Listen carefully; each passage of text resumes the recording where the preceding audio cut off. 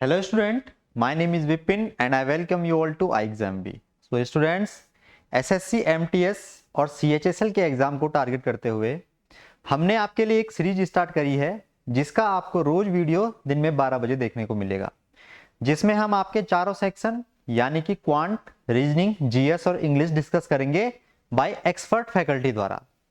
तो most exam relevant question आपको यहाँ पे सॉल्व कराए जाएंगे, जिससे आपकी तैयारी और बेहतर होगी और आपको एग्जाम को क्रैक करने में आपको यहाँ पे मदद मिलेगी।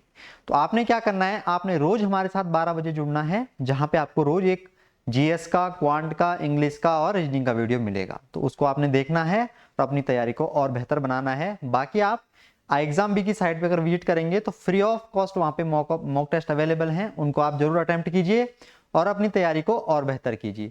तो आज के इस वीडियो में हम एसएससी, सीएचएसएल और एमटीएस के एग्जाम के रिलेवेंट क्वांट के कुछ क्वेश्चन देखने वाले हैं, जो आपके एग्जाम में बहुत महत्वपूर्ण रोल प्ले करेंगे। तो कैसे आपसे क्वेश्चन पूछे जाते हैं, ये क्वेश्चन अगर आप करेंगे तो आपको डेफिनेटली एग्जाम में हेल्प होगी। ये मस्ट डू क्वेश्चन है, ये आपने जरूर सॉल्व करने हैं, इनको देख के आपने जाना है और ऐसे ही क्वेश्चन आपके एग्जाम में पूछे जाएंगे। तो रोज 12 बजे हमने आप लोगों के लिए सीरीज तैयार की है, जिसमें आज मैं क्वांट लेके, कल रीजनिंग वाले सर आएंगे, फिर जीएस और फिर इंग्लिश, इस तरीके से रोज आपके लिए चलता जाएगा। और मेंस में जो आपका कंप्यूटर पूछा जाएगा उसके लिए भी हमारे द्वारा एक्सपर्ट फैकल्टी द्वारा आपके लिए कंटेंट रोज 12 बजे हम लेके आ रहे हैं, तो उसको भी आपने जरूर देखना है। तो देखिए, इस टाइप के क्वेश्चन आपसे पूछे गए हैं और रेलेवेंट क्वेश्चन यही है एग्जाम के। ये नहीं कि a plus b is equal to 30 degree, sine a और साइन बी का मान क्या होगा, ऐसे क्वेश्चन नहीं पूछे जाते हैं। तो जैसे ये क्वेश्चन आपसे पूछा गया है कि if cot 75 degree is equal to 2 minus root 3 then you have to find the value of cot 15 degree. cot 15 degree का आपको वैल्यू बताना है। तो कैसे आप इसे 15 cot 15 का वैल्यू बताएंगे, क्या हमारी अप्रोच होनी चाहिए। यहां पे मैं इसको थोड़ा छोटा कर लेता हूं। तो आपको मालूम होगा, आपको एक चीज मालूम होनी चाहिए, यहां पे आप जानते हैं कि अगर मैं बात करूं cot 90 minus theta, cot 90 minus theta की अगर मैं बात करूं तो क्या होता है, तो आपको फॉर्मूला ध्यान होना चाहिए tan 90 minus theta, tan theta होता है ये। अगर मैं यहां पे आपसे बोलूं tan 90 माइनस थीटा, तो आपका जवाब क्या होगा, tan 90 माइनस थीटा होता है हमारा cot थीटा। तो अगर मैं साइन होता है कन्वर्ट कॉस में, कॉस होता है कन्वर्ट साइन में, टेन होता है कॉट में, कॉट होता है टेन में, सेक होता है कॉसेक में, कॉसेक होता है सेक में। तो ये आपस में से कन्वर्ट होते हैं, tan 90 minus theta, cot 90 minus theta. यहाँ पे ये आपको चीजें अगर मालूम होंगी, थोड़ा क्वाड्रेंट का नॉलेज अगर आपको मालूम होगा तो ये चीज आप जानते हैं। अच्छा, यहाँ पे हमसे बोला गया कि cot 75 डिग्री, राइट, यहाँ पे हमसे क्या बोला गया है, cot 75 डिग्री। तो आप मुझे एक बात बताओ कि cot 75 डिग्री, क्या इस cot 75 को मैं क्या लिख सकता हूं, इस cot 75 को मैं ये लिख सकता हूं कि cot 90 माइनस 15 डिग्री लिख सकता हूं मैं इसे, 90 माइनस 15 डिग्री, 90 माइनस 50 डिग्री में से लिख सकता हूं। तो आप बोलोगे बिल्कुल सर, आप इसे 90 माइनस 50 डिग्री लिख सकते हैं। अब आप मुझे एक बात बताइए, यहाँ पे ये बेसिकली क्या है, ये हमारा क्या cot 90 माइनस थीटा की फॉर्म में नहीं है, 90 माइनस थीटा। तो cot 90 माइनस थीटा क्या होता है, tan थीटा होता है, tan 15 डिग्री। अब हमारा ये कितना आ गया, tan 15 डिग्री। अब आप मुझे एक बात बताओ, यहाँ पे क्वेश्चन में आपसे क्या पूछा गया था, क्वेश्चन में आपसे पूछा गया था cot 15 डिग्री का वैल्यू। तो आपको ये रिलेशन भी जरूर मालूम होगा, ये रिलेशन आपको मालूम होगा कि cot theta is equal to हमारा क्या होता है, cot थीटा हमारा होता है 1 upon tan theta, cot theta हमारा क्या होता है 1 अपॉन tan थीटा, ये होता है। तो क्या मैं इस जो cot 15 डिग्री है हमारी, ये जो हमारी cot 15 डिग्री है, इसको मैं क्या लिख सकता हूँ, ये जो हमारी ये cot 15 डिग्री है ना, वहां पे क्वेश्चन में पूछी हुई cot 15 डिग्री, इस cot 15 डिग्री को मैं क्या लिख सकता हूं, तो आपका जवाब होता है सर, आप इसे लिख सकते हैं 1 upon tan 15 degree, 1 upon tan 15 degree. और आप लोग अच्छी तरीके से जानते हैं कि tan 15 डिग्री का वैल्यू हमें मालूम है, tan 15 डिग्री का वैल्यू हमें मालूम है नहीं, है कि नहीं है भाई, ये cot 75 है, cot 75 is equal to tan 15 which is equal to 2 minus root 3। तो इसको डायरेक्टली मैं लिख सकता हूं कि 1 माइनस 2 रूट 3, 1 माइनस 2 रूट 3। अब देखिए, आपको आंसर 1 माइनस 2 रूट 3 के फॉर्म में नहीं दिया है, आपको आंसर दिया है इस फॉर्म में डायरेक्ट। तो आपको क्या करना है, फिर आप इसको आपको रेशनलाइजेशन करना है इसका। तो रेशनलाइजेशन हम हमेशा हर से करते हैं, यानी कि डिनोमिनेटर से करते हैं। तो 2 minus root 3 into 2 plus root 3, और नीचे भी क्या आएगा 2 प्लस रूट 3। तो जब इसको हम फर्दर सॉल्व करेंगे तो ऊपर हमारा आ जाएगा 2 प्लस रूट 3 और नीचे हमारा आ जाएगा a माइनस बी और a प्लस बी, यानी कि a square minus B square, that means 4 minus 3, और 4 माइनस 3 क्या होता है हमारा 1। तो यहाँ को हम 1 लिखें या ना लिखें, यहाँ पे जो हमारी रिजल्टेंट वैल्यू आएगी that will be 2 plus root 3। तो ऑप्शन नंबर 1 हमारा राइट आंसर हो जाएगा। ऑप्शन नंबर 2, ऑप्शन नंबर 2 हमारा क्या हो जाएगा, इसका अप्रोप्रिएट राइट आंसर हो जाएगा ये वाला। तो बड़ा आसान क्वेश्चन था ये चीजें आपको इसलिए बताई क्योंकि आपको चीजें समझनी थी, इसलिए मैंने आपको ये 2 फॉर्मूले भी बताए और कैसे कैसे मैंने करा। आपने डायरेक्ट क्या करना था कि इस कॉट को अगर मुझे वैल्यू निकालनी है तो मुझे 1/10 चाहिए, मुझे 10/15 चाहिए, और 10/15 क्या है, इसके इक्वल है, जैसा हम जानते हैं cot 90 माइनस थीटा से। तो आपको मालूम था कि ये डायरेक्ट किसकी वैल्यू है, अल्टीमेटली ये हमारी वैल्यू है 10/15 की। तो आपने डायरेक्ट करना था 1/2 माइनस रूट 3 और फिर रेशनलाइजेशन करके इसका आंसर निकाल देना था। लेकिन उसके लिए आपको इसकी बैकग्राउंड मालूम होनी चाहिए, यानी कि ये आपको पृष्ठभूमि मालूम होनी चाहिए इसकी। अगर ये बैकग्राउंड आपको मालूम होगी तब जाके आप जो है इस क्वेश्चन को सॉल्व कर पाएंगे। और आपके एग्जाम में पूछा गया क्वेश्चन है ये, तो बहुत अच्छा क्वेश्चन है ये। इस तरीके से आपको चीजें क्लियर होनी चाहिए। चलिए अगला क्वेश्चन करते हैं। किसी भी अगर पर्टिकुलर क्वेश्चन को लेकर आपका डाउट होता है तो आप कमेंट बॉक्स में लिखें कि सर इसमें ये डाउट है, क्या हम इसे कैसे और सॉल्व कर सकते हैं। अगला अगर हम प्रश्न देखें तो ये क्वेश्चन है भाई, पूछा गया हमसे। ये क्वेश्चन क्या है कि एक शॉपकीपर है हमारे पास, ठीक है, एक शॉपकीपर है जिसको 12% का प्रॉफिट होता है जब वो एक बुक को 10% के प्रिंटेड प्राइस पे 10% का डिस्काउंट देता है। तो आपको बताना है कि कॉस्ट प्राइस और प्रिंटेड प्राइस, यानी कि जो हमारा लागत मूल्य है और जो हमारा अंकित मूल्य है उसके बीच का आपको अनुपात बताना है। तो अगर आपने मेरे से पढ़ा होगा तो मैंने एक चीज आपको हमेशा बताता हूं, ये आप ध्यान रख सकते हैं कि सीपी बटे एमपी, सीपी बटे एमपी यानी कि कॉस्ट प्राइस बटे मार्क प्राइस, हमारा हमेशा यह होता है। हमारा आपने हमेशा ध्यान रखना है कि it is always 100 minus discount percent, 100 minus discount percent upon 100 plus minus profit percent और लॉस परसेंट। तो ये भाई अगर आप ध्यान रखेंगे ना तो आपको एग्जाम में बहुत सारे क्वेश्चन में डायरेक्ट हेल्प मिल जाएगी, डायरेक्ट आपको हेल्प मिल जाएगी। सीपी बटे एमपी का अनुपात क्या होता है, 100 minus discount percent upon 100 plus minus profit percent loss percent. लेकिन अगर आपको फिर ये ध्यान नहीं देता तो आपको फिर वो रेशियो से बनाना पड़ता क्वेश्चन। तरीके बहुत होते हैं, एक क्वेश्चन को सॉल्व करने के कई तरीके हो सकते हैं, तो फिर आपको उस तरीके से करना पड़ता। लेकिन जब आपके पास ये है तो आप इसका यूज करेंगे तो डायरेक्टली आपको कुछ नहीं करना है, यहाँ पे आ जाएगा सीपी, नीचे आ जाएगा हमारा एमपी। रेशियो बेसिकली ये हमारा रेशियो होता है सीपी और एमपी का। तो 100 माइनस डिस्काउंट, अब आप मुझे एक बात बताओ, 100 माइनस डिस्काउंट परसेंट कितना है 12, डिस्काउंट हमारा कितना है 10% का डिस्काउंट है।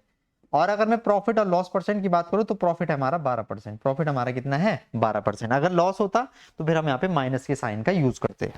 ठीक है, अब इसको अगर हम और फर्दर सॉल्व करें तो फर्दर सॉल्व करने पे आप पाएंगे यहाँ पे कि 100 यानी कि 90 आएगा और नीचे कितना आ जाएगा 112, 90 112।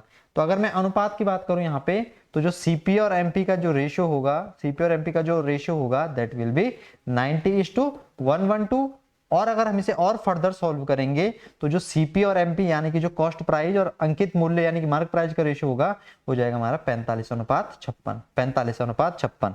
तो 45:56 will be the most appropriate right answer. ये जो आप ऑप्शन नंबर 2 देख पा रहे हैं ये इसका सही आंसर हो जाएगा।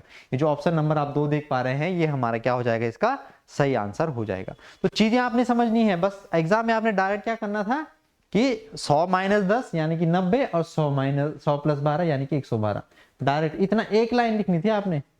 पर लेकिन वो एक लाइन आप तब लिख पाएंगे जब ये सारी चीजें आपके दिमाग में एक अच्छी तरीके से प्रॉपर वे में फिट है। ठीक है, चलिए अगला क्वेश्चन देखते हैं। इनमें से कौन सा 3 से विभाज्य है, निम्नलिखित में से कौन सा जो है 3 से कंप्लीटली डिविजिबल है। तो आपको मालूम होगा 3 का डिविजिबिलिटी रूल आप जानते हैं, डिविजिबिलिटी रूल ऑफ 3 आप जानते हैं। मैं यहां पे लिख देता हूं जो बच्चे नहीं जानते हैं, डिविजिबिलिटी रूल ऑफ 3 यानी कि 3 की विभाजकता का नियम, डिविजिबिलिटी रूल ऑफ 3 क्या होता है भाई, कोई बच्चा बताएगा। तो डिविजिबिलिटी ऑफ रूल 3 ये होता है यानी कि 3 की विभाजकता का नियम ये होता है। अभी मैं हिंदी में बता भी दूंगा कि यहां पे मैं लिख देता हूं पहले, if the sum of digit, if the, ये लिख लीजिए आप लोग जिन बच्चों को पता नहीं है, if the sum of digit is divisible, if the sum of digit is divisible by 3, then the given number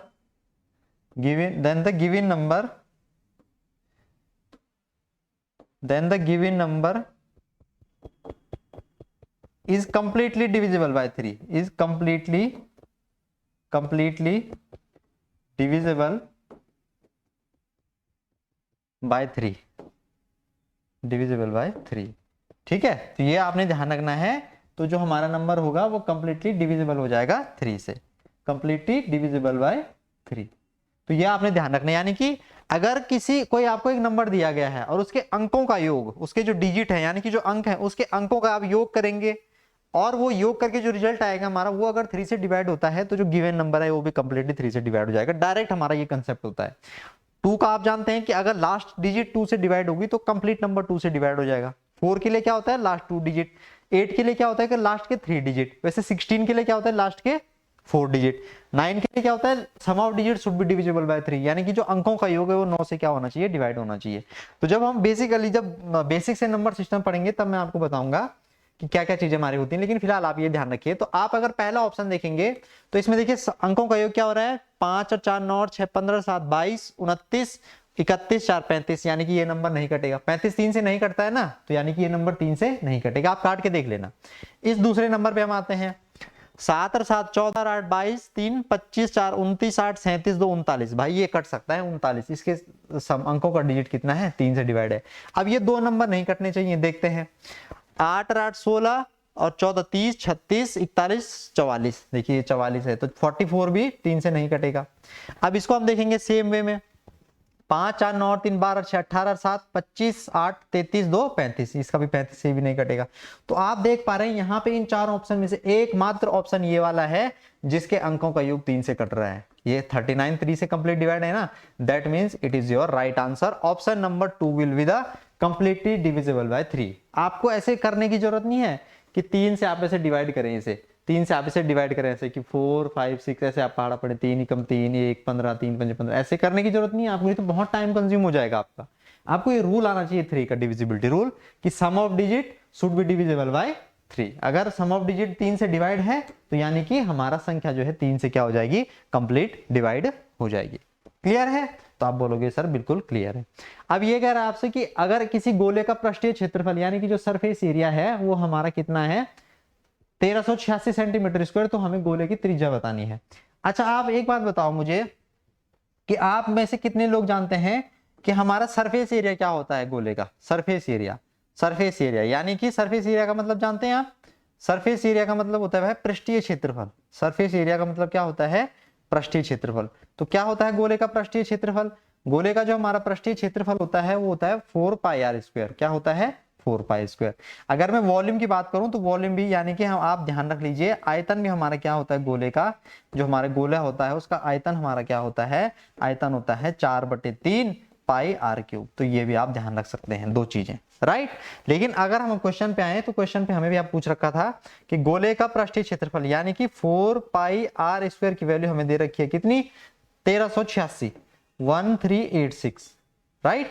अब यहाँ पे हम देखेंगे तो 4 और पाई को हम क्या लिख सकते हैं, 22/7। हमें बेसिकली इसका रेडियस निकालना है तो रेडियस का स्क्वायर इज इक्वल टू 1386।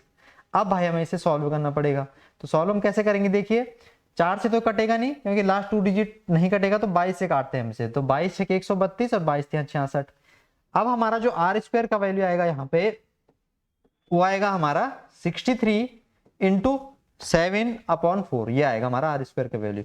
तो आप देखेंगे आप इसे ना कंप्लीट मल्टीप्लाई नहीं करेंगे, आप यहीं पे इसे सॉल्व करने की कोशिश करेंगे। इस 63 को मैं क्या लिख सकता हूँ, 7 × 9। तो आप देख पा रहे हैं अगर मैं इसको उधर भेजूंगा तो पूरी वैल्यू रूट में आ जाएगी।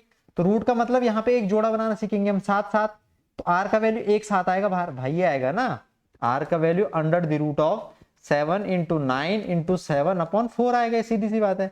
तो 2 6 7 है, तो अगर जब रूट हटेगा तो एक साथ बाहर आएगा। इस 3 का स्क्वायर रूट क्या होता है, इस 9 का स्क्वायर रूट क्या होता है 3, 4 का स्क्वायर रूट क्या होता है 2, तो 7 3 21, 21/2 का मतलब कितना होता है, 21/2 का मतलब बताओ भाई, 21/2 का मतलब होता है बेटा 10.5, कितना होता है 10.5। तो ऑप्शन नंबर आप देख पा रहे हैं कौन सा ऑप्शन है, ऑप्शन नंबर 4 हमारा इसका एप्रोप्रिएट राइट आंसर हो जाएगा। जो ऑप्शन नंबर 4 होगा वो हमारा इस क्वेश्चन का मोस्ट एप्रोप्रिएट राइट आंसर हो जाएगा। तो ये चीजें आपने ध्यान रखनी है कि गोले का पृष्ठीय क्षेत्रफल क्या होता है। स्फीयर मतलब होता है गोला, अगर हेमिस्फीयर की बात करेगा तो 3 पाई आर स्क्वायर हो जाएगा, ठीक है, और 2 पाई आर स्क्वायर हो जाएगा हेमिस्फीयर में, और एक चीज और है हेमिस्फीयर में कि अर्धगोले में 2/3 पाई आर क्यूब इसका आयतन होता है, यानी कि इसका वॉल्यूम होता है। तो ये बात आप ध्यान रख सकते हैं। ये आपसे अलजेब्रा का क्वेश्चन पूछा गया है, इसका आपने सॉल्यूशन करना है, कमेंट बॉक्स में आपने आंसर देना है कि क्या आपका आंसर निकल के आता है। अगर मैं आपको थोड़ा हिंट देना चाहूं तो ये वैल्यू हमारी कैसे निकलेगी, ये वैल्यू निकलेगी अगर हमारी कि अगर मैं इसका प्रोडक्ट कर दूं, अगर मैं इन दोनों का प्रोडक्ट कर दूं, ठीक है, तो प्रोडक्ट करने पे कुछ हमें इसमें से माइनस करना पड़ेगा। माइनस बेसिकली मैं बता देता हूं, इसको हमें माइनस करना पड़ेगा। तो आप ये जो है इसका वैल्यू ये होता है, तो आप करेंगे इसको सॉल्व। आप पहले एक्स स्क्वायर वाली वैल्यू निकालेंगे तो आपको आता ही होगा, फिर आप वाई क्यूब वाली वैल्यू निकालेंगे और आप फिर एक्स को वैल्यू पुट करेंगे तो अब आपका इसका मान आ जाएगा x⁵ प्लस 1/x⁵ का वैल्यू आपका निकल के आ जाएगा। तो ये चीजें आपने ध्यान रखनी है, तो आसानी से आप चीजें सॉल्व कर पाएंगे। आप इसके अलावा अगर मैं बात करूं आपसे, तो रोज आपने हमारे साथ जुड़ना है इसी टाइम पे। और देखिए मैं आपको बताता हूं कि आप हमारे कोर्स में भी इनरोल कर सकते हैं। कोर्स में आपको एकदम शॉर्ट एंड क्रिस्प चीजें मिलेंगी, है ना, जो आपके मोस्ट एग्जाम रेलेवेंट चीजें होंगी।